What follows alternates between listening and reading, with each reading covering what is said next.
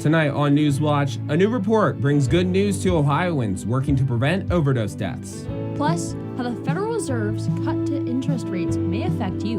And in sports, the Bobcats prep for a massive test against Kentucky on the gridiron Saturday. Newswatch starts right now.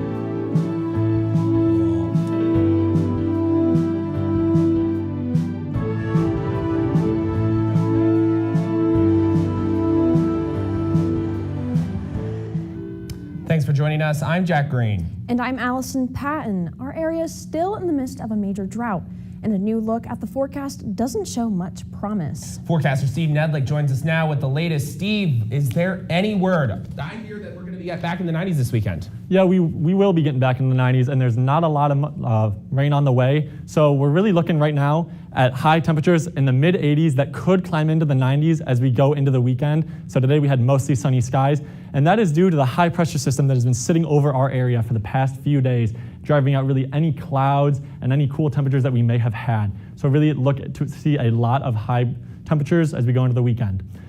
However, due to the lack of clouds in the area, we do have overnight lows dipping into the 50s because all that sun we get throughout the day just goes off into the sky because it has nothing to protect it. Currently, we're seeing temperatures sitting at 88 degrees with mostly cloudy skies as we have a low pressure system beginning to creep into the area, but not much from it right now. Stay tuned for my full forecast to find out when exactly this rain will hit. Thanks, Steve. As the severe drought continues, 26 Ohio counties are under a disaster drought designation. This designation by the U.S. Department of Agriculture clears up federal resources for farmers in the area. Farmers facing losses can get assistance from statewide programs like the Emergency Livestock Assistance Program and the Livestock Forage Program. Experts advise farmers to visit their local farm service agency to find out what aid they are eligible to receive. For more information and resources, visit the website on your screen. As dry conditions continue in Southeast Ohio region, the effects can be seen in crops, wildlife, and livestock. Because of this, the Ohio Department of Natural Resources is encouraging the public to use water wisely. Some ways you can help conserve water from your home include reducing your shower time. You can save 5 to 7 gallons of water a minute. Repair any leaks around the house quickly. Only run a full load of dishwasher and washing machines. And watering your lawns during the coolest part of the day. More information and resources are available on ODNR's water conservation website. Looking to water your plants? Make sure to mind your water lines when taking care of your gardens during the drought. The Nelsonville Utilities Office is reminding residents to dig safely when doing yard work or construction. Before any kind of digging, officials say people must contact Ohio 811 to learn of underground facilities on the dig site to avoid potential injury or property damage from hitting a utility line. If a line is hit while digging, experts recommend clearing the area immediately and calling 911 if substances like natural gas leak into the air. The ballot initiative to change Nelsonville's government gets a lifeline from an appeals court judge. The judge lifted a hold on a ballot measure that would change the city's government to be led by an elected mayor independent of the city council. Last week, an Athens County judge ordered the Nelsonville City Council to approve the proposal for the November ballot. That order was put on hold when the city appealed the decision, arguing the wrong procedure was used to put it before voters. The council must now either put the initiative on the ballot or face being held in contempt of court. Nearly 3 dozen communities across Ohio received grants to help improve quality of life. The grants total more than $18.2 million. The money will go toward projects upgrading water and sewer infrastructure, road and sidewalk replacement, and park improvements. Here in Athens County, the village of Jacksonville is one of the communities getting a portion of the money. The village received $750,000 for a number of infrastructure improvements as well as enhancing local parks. A new HAP CAP program can give eligible applicants up to $2,500 for vehicle repairs. Interested applicants must be 300% below the poverty line. The car must be primarily used for going to work or as an aid in trying to find work. The vehicle also needs proof of insurance and to be titled to a person living in the applicant's household. The program is open to people living in Athens, Hocking, and Perry counties. Applicants must completely fill out a Workforce Innovation Opportunity Act interview packet. If you're interested, you can head to hapcap.org/vehicle repair. An Ohio Supreme Court task force suggests legislative action to help people adjust to life after incarceration. The Reentry Task Force released its latest report about the obstacles Ohioans face after prison. Experts say criminal records hurt people's job prospects, which can have a widespread effect. The task force recommends Ohio to join the Clean Slate Initiative. It will expand eligibility for record expungement and sealing. A statewide marketing campaign to combat the stigma around incarceration is also recommended. New data from the CDC shows a decrease in overdose deaths in Ohio, and experts hope that trend will continue throughout the year. The decline started last year and is the first major drop in overdose deaths in the state since 2018. Experts don't know the exact reason behind the drop, but some believe it is because of an increased availability of addiction disorder medications. Others think it may be because of less fentanyl entering the state. Turmoil continues in Springfield as bomb threats continue to plague the city. This comes after former President Donald Trump made comments targeting the city's Haitian population during last week's presidential debate. Laura Aguirre has more on how the city is pushing back. A lot of stress. There are more bomb threats unfolding right now. Community and city leaders in Springfield, Ohio, bracing for yet another day in a political firestorm. Our goal is to get back to normal. A goal that may have to wait as the rhetoric and misinformation targeting Haitian immigrants in that city intensifies. They came in illegally. They're destroying our country. Well, if Kamala Harris waves the wand illegally and says these people are now here legally, I'm still going to call them an illegal alien. Springfield officials say most of their Haitian residents have temporary protected status, or TPS, which allows them to receive city services while they await employment approval. TPS is a legal process. These folks have legal status. This outside stuff since the debate has just been awful. They're eating the dogs. Widely discredited rumors that could get worse in the days ahead. I'm going to go there in the next 2 weeks. If either one of the candidates wanted to come to Springfield, it would be very, very difficult to have them here. So difficult that Mayor Rob Rue on Thursday issued a proclamation granting him temporary emergency powers to more quickly mobilize resources against any risks like civil unrest, cyber threats, and other violence. The people that came in, they're eating the cats. Just wish he would, out of the goodness of his heart, just acknowledge that he was misinformed and ask the groups that are here for hateful reasons to leave our city. I'm Laura Aguirre reporting. A new report from the U.S. Labor Department shows good signs for employment.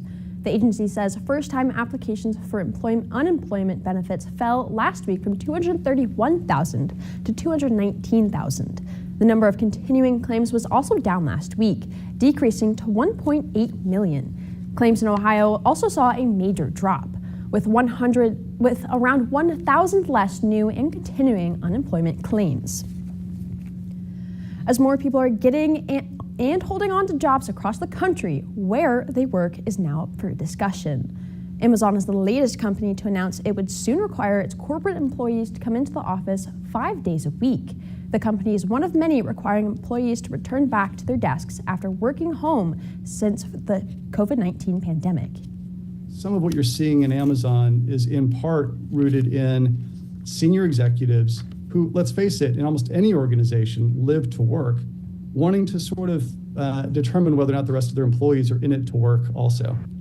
A recent Gallup poll found since 2020, less access to work resources and feeling less connected to an organization's culture were given as some of the top challenges of hybrid work. The poll also found on-site employees have lower employee engagement than remote or hybrid workers. For the first time in 4 years, the Federal Reserve made their first major cut to interest rates. But with the cut happening so close to the election, some Republicans wonder if the cut was a political move. Former President Donald Trump questioned if the cut was politically motivated. Experts say the move was in response to the U.S. labor market as it has been slowing in recent months. People like to put the election on the Fed's shoulders. The Federal Reserve does what it does when it thinks it's possible to do it and when it thinks it needs to do it, not answering to any politicians. It's still unclear if voters will feel the effects of leveling inflation and the rate cut before November. Coming up, 15 months later, investigations into the Titan submersible that killed 5 continues. We have the latest. and how the Biden administration is trying to avoid spike in Medicare premiums. Potential relief from the drought is on the way. Find out when next. This week, everyone is dipping into conference play. Rivalries will flare, and we'll see if teams flourish or wilt as they take on opponents that are all too familiar. So make sure to tune into our Instagram, Facebook, X, TikTok, and YouTube for previews of our Week 5 matchups, standings, and other content throughout the week. And of course, come join us this Friday night at 11:30 p.m. on WOUB and WOUB's YouTube channel. You're not going to want to miss it because there's nothing better than Friday nights and gridiron glory. WOUB is recognizing members of our Cornerstone Society. The Cornerstone Society is a group that wants to ensure the future of public media in our region. It includes people across our area who value news, entertainment, and cultural programming, as well as the educational services WOUB provides. Also included are graduates of Ohio University who took part in the WOUB Student Professional Development Program. Thanks to the Cornerstone Society for their generous support. To learn how you can be involved, email woub@woub.org. I'm arresting you on suspicion of assisting an offender. What the hell were you thinking? We suspected she was hiding evidence. Sanson is working with a group of unnamed associates. Am I under investigation? You keep away from my family. So how do we know we can trust her? Don't let me down. She's not picking up her phone. Something's not right. Tash, we're in this together. Looks like Tasha played us, Ridley. Sunday at 8 on WOUB. On Masterpiece Mystery. One of my officers is missing. I'd like to make my presence felt. What have you done? Do you know what your problem is, Pete? Trust. I'm working on this case whether you like it or not. It's not your fault. You got a plan? Let's wing it. Backbop on Masterpiece Mystery. Sunday at 10 on WOUB.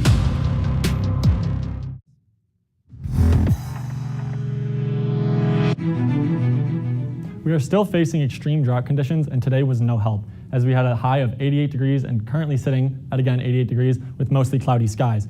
That is due to a lot of high pressure that has sat in our area and created what is called a heat dome. And a heat dome is an area of high pressure that has extreme heat that is pulled throughout and moved up into the atmosphere, drying out our area and really not helping our situation with the drought we are experiencing. Now, we do have a low pressure system coming behind that may help us over the weekend, but not much. We might have to wait till the beginning of next week till we see much. However, you can see this heat really represented throughout central United States and into Athens. As you can see, a lot of high, almost unseasonable temperatures for this time of year, as Wichita is actually in triple digits, which is not like that for middle of September.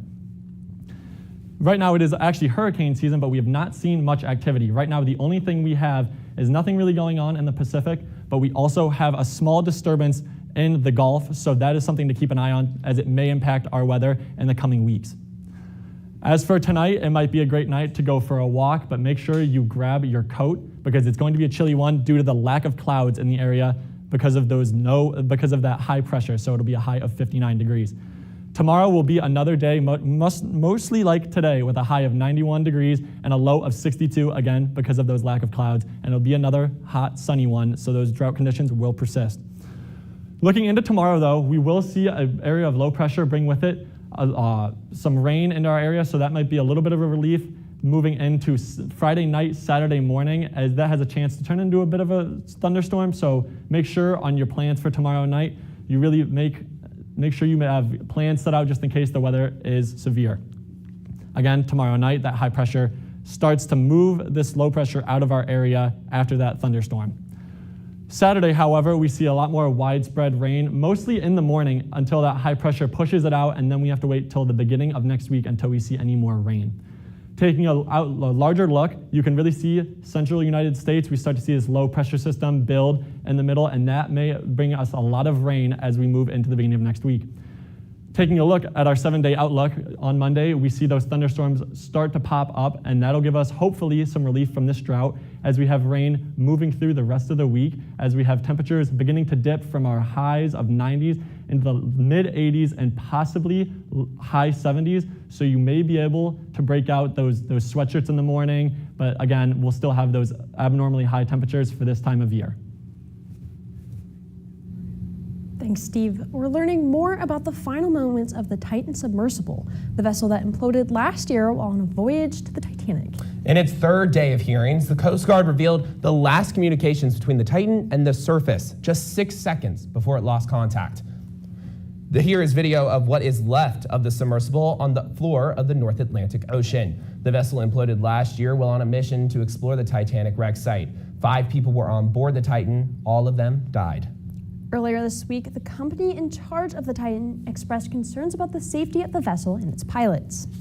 Anytime I would give my displeasure in what was happening or disapproval, I'd say that's probably the best word, I was dismissed. A representative for OceanGate declined to comment so far on the investigation.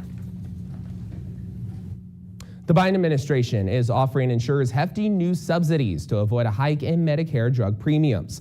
Participating insurers will get an extra $15 per member every month if they limit price increases to $35 per month from the previous year. The Inflation Reduction Act will cap all individuals' out-of-pocket prescription costs at $2,000 for 2025.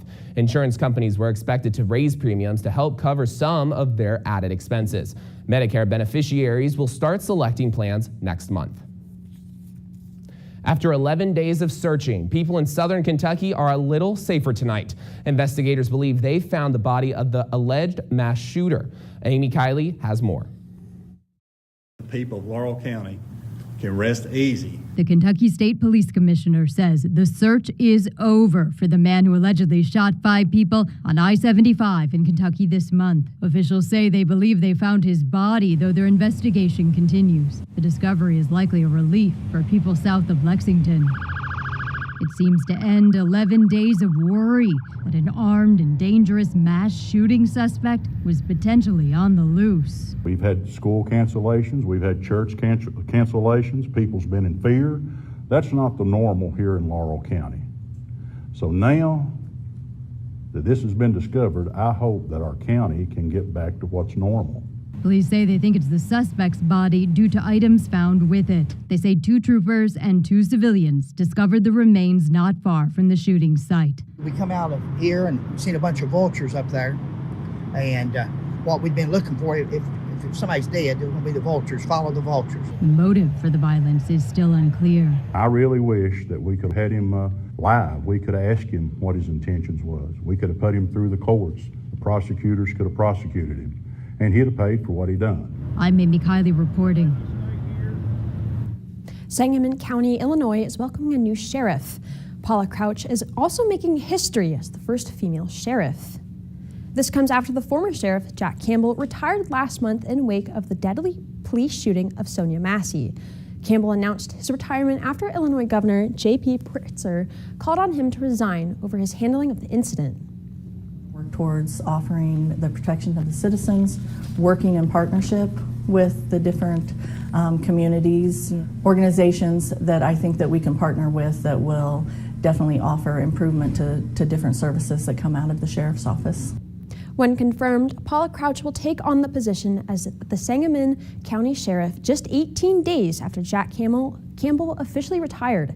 Campbell's retirement comes after receiving backlash for hiring Deputy Sean Grayson, who is responsible for the death of Sonia Massey.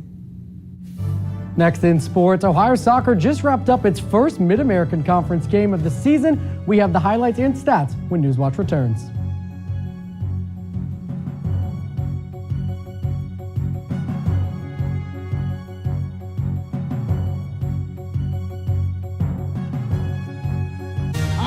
Economic opportunity to be spread across this land. This is a man who was so big that reached so far and made it, and then let the whole thing crumble.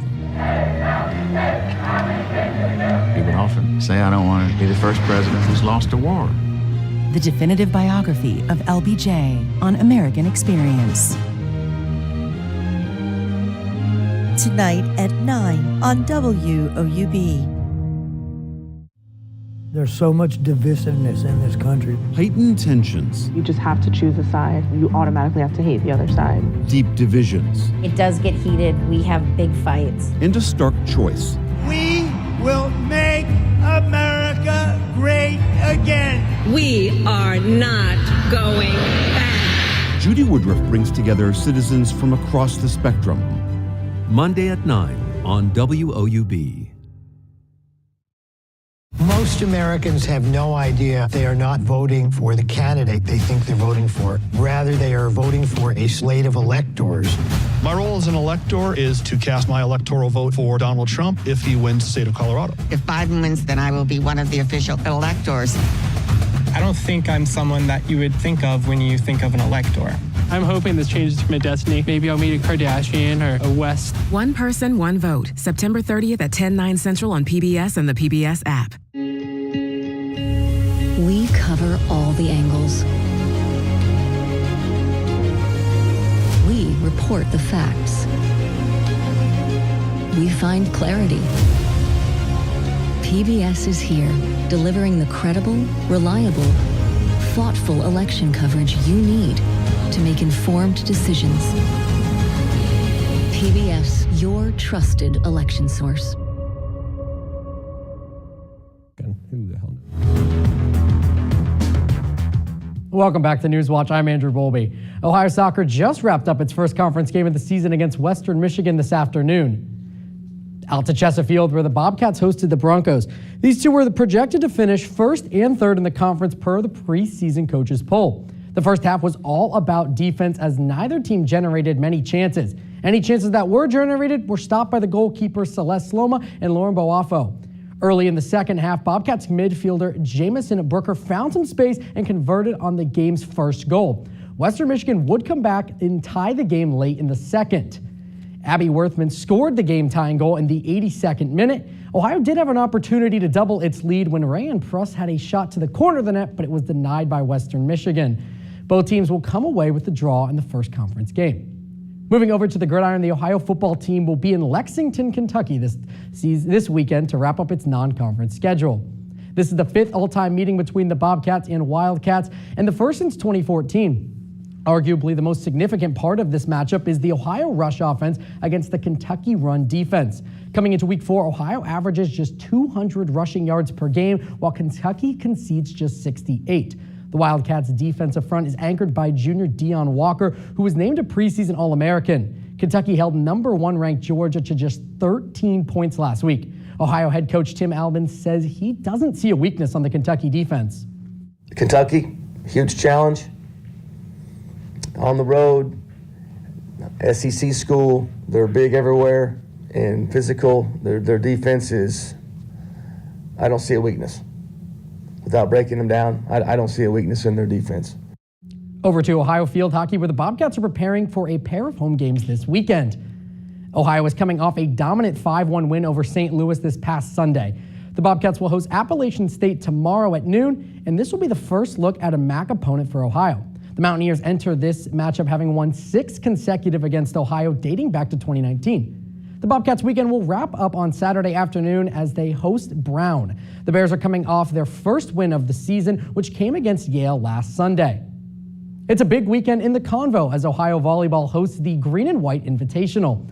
The Bobcats' first game of the weekend will be tomorrow night against Liberty. Ohio looks to snap a 4-game losing streak that included all 3 games in last week's SoCal Cup. Tomorrow is also the first time the Bobcats have played at home since August 31st. Then on Saturday, the Bobcats will have a busy schedule with both Oakland and Eastern Kentucky. Oakland has already faced off with 3 other MAC teams this season, taking down Eastern Michigan and falling to Buffalo and Bowling Green. For Eastern Kentucky, they took on Central Michigan last week and came out victorious. To keep track of all of the Ohio sports action this weekend, head to Bobcat Showcase on X and Facebook or at WOUB.org. Let's throw it back to Jack and Allison. Thanks, Bowlby. Still ahead, we have tips on how you can have difficult conversations with your teens.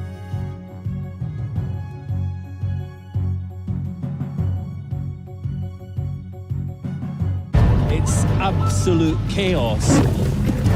It's a war zone. This situation has been brought about by the fire, by the flood. It's going to transform the whole place. Oh, that is crazy. Have you got a visual of him? These intruders are walking straight into trouble. Another pride will kill those cubs. It looks like there's only 5 cubs. Wednesday at 8 on WOUB. Coral reefs, They are one of the most endangered habitats on Earth when it comes to climate change. But help is on the way. I'm Dr. M. Sanja. Join us as we find ways to preserve our changing planet. We have the building blocks to rebuild that reef. To see science in action, absolutely amazing.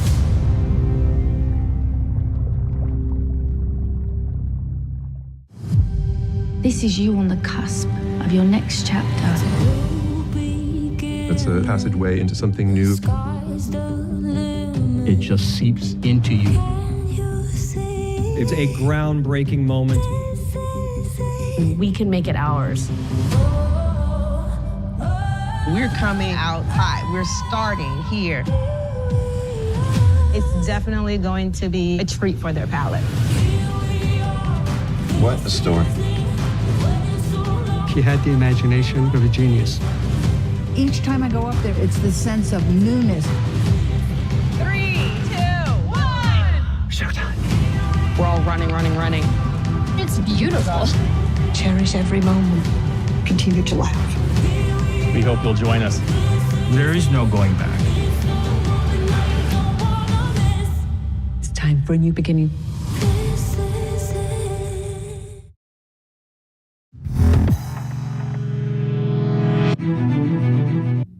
Talking about sex, drugs, or mental health with preteens and teens can be hard, but it's important for a healthy relationship.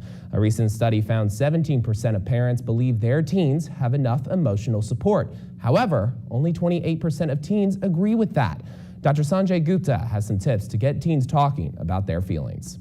We ask teens for their internal weather report, or what weather pattern best reflects how they feel at the time. You can also ask them what song or movie describes their mood. Maybe ask about the high and low points of their day. Another way to connect with teens is to actively listen and ask about their interests. Most importantly, be a person they can trust. Millions of people golf every year, and the chances of finishing a round with one ball are slim. In fact, the average golfer loses about 1 to 4 balls per round, and about 1.5 million balls are lost in the U.S. every year. Where do all these balls end up? Pretty much everywhere. Millions of balls may end up in the ocean, causing dire consequences. Intact, they pose little threat, but as the balls slowly disintegrate on the seafloor, the chemicals and plastic particles break down. Not only can they be toxic to marine life, but they can get into the food web and eventually get back to humans. Now, I don't know much about golfing, and I don't think any of us do at this desk, to be quite honest with you. I think we would all hit them in the river or something. But we know one thing is that it has to be good weather for golfing. So what's it looking like? Could we see some rain finally? We might finally be able to see some rain, maybe a little bit this weekend in the evening hours, but we'll really start to see some rain as we go into the beginning of next week. Yeah, it seems like, I saw on your 7-day a little earlier that we had a little bit of rain coming. Mm-hmm. Next week is a big weekend here in Athens, and it's a big weekend for Southeast Ohio. It's homecoming. So is there any chance, even though the rain's not wanted, there's a breakup? We might have a chance because during obviously the beginning of the week, we'll have a lot of rain, but hopefully we have a high pressure system that moves it out. And that's what it looks like it's gonna do, because we're gonna have a little bit of dip in temperature, but it's gonna rain out all its energy. So we should be able to have a great homecoming weekend, but it's kind of too far out to really tell. So there's not much we can say about that yet, except for just to hope, because everyone loves homecoming. Hey, everyone does love homecoming, especially sports. Yeah, it's gonna be a great weekend. Ohio's hosting Akron. I mean, the football season's getting just underway. It's gonna be a great weekend. It's going to be an amazing, amazing weekend. So, Right. What more can you say? There's fun activities, there's fun times. But hey, that does it for us here. So, thank you so much for watching. Stay tuned for the PBS News Hour coming up next. Have a great night.